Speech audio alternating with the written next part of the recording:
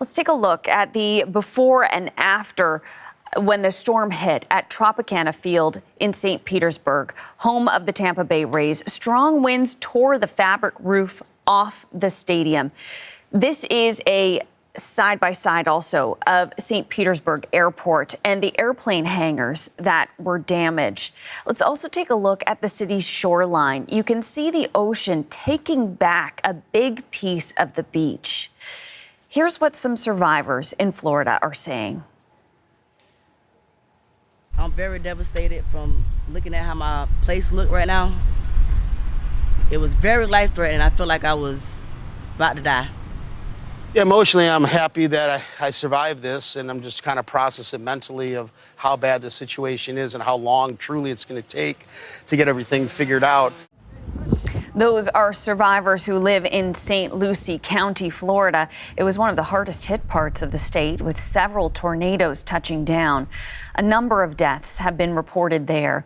And Aaron Collins is in Fort Pierce, Florida, which is located in St. Lucie County. Aaron, you're in quite the spot there. What are you seeing so far?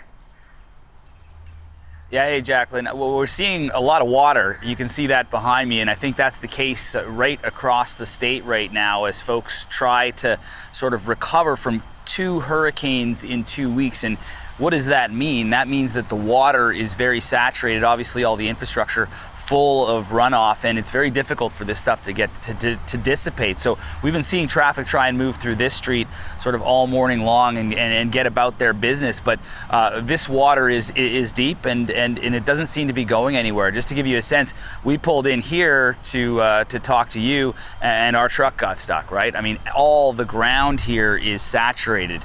Just to sort of situate you a little bit as to where we are in the state, we're about a 3-hour drive north of Miami and on the other side of the state from where Hurricane Milton made landfall near Sarasota. So we're sort of a long way from the main pressure point of that hurricane, and yet still you can see the damage that folks here are trying to deal with as they also deal with not having power. Folks here are on a boil water advisory as well. So a lot of challenges, and a lot of those challenges involving either a lack of water or too much.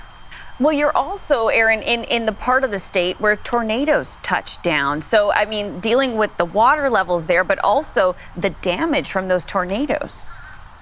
Yeah, that old story. You come to cover a hurricane and end up covering a tornado. It certainly wasn't something I expected when we landed here, but we spent yesterday evening about 30 minutes north down the coast of here in a small community, a retirement community that was hit really hard by some of those tornadoes that touched down in this area. We're hearing 120 tornado warnings across the state. That's a state record when this storm hit.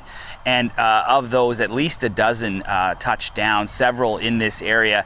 And in that retirement community we're talking about, unfortunately, we know that at least 5 people passed away there. So 12 deceased folks from this storm so far, and the majority of that actually on the East Coast, far away from where Hurricane Milton actually made landfall. And a big piece of that are the hurricanes that sort of ripped through that area. We've flown down here from Alberta, so we're used to hurricanes in Hurricane Alley there on the prairies, and the damage you can see along the roadways here. We saw flipped semi-trucks and all the power lines are down.